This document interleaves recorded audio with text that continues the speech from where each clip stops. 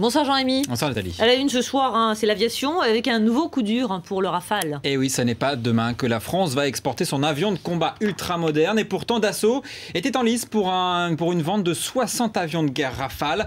Un contrat de 8 milliards d'euros. Un contrat qui semble bien compromis puisque les Émirats Arabes Unis ont estimé aujourd'hui que l'offre du français était, je cite, non compétitive et irréalisable. Dans le langage diplomatique, ça veut dire on ne veut pas de vos produits. Alors, qu'est-ce qui cloche? Dites-nous tout avec le Rafale en définitive. En France, les observateurs aiment dire que le Rafale est victime de son succès, qu'il est trop complexe, trop technologique et donc qu'il coûte trop cher. C'est vrai.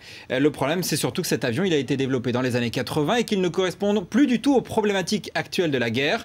Aujourd'hui, les armées utilisent beaucoup de drones sans pilote ou des missiles téléguidés. En gros, le temps des gros avions de combat est probablement terminé. On rappelle par exemple qu'une heure de vol sur Rafale coûte 35 000 euros.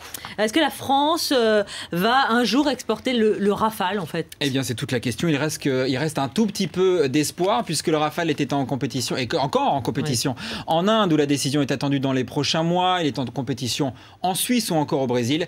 Mais après, ces ventes sont très politiques. Pour l'instant, seule l'armée française utilise le Rafale, ce qui n'est pas évidemment ce qui est pas très encourageant, c'est que on attendait ce contrat avec les Émirats Arabes Unis pour motiver d'autres ventes. Et évidemment, ce ne sera pas le cas.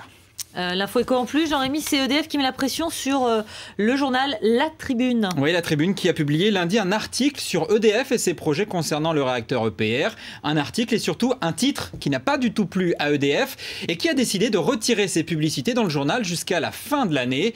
Un manque à gagner de 80 000 euros pour le journal qui est déjà, vous le savez, en grande difficulté économique.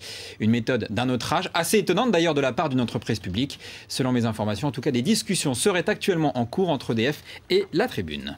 Merci beaucoup Jean-Rémy, à tout à l'heure.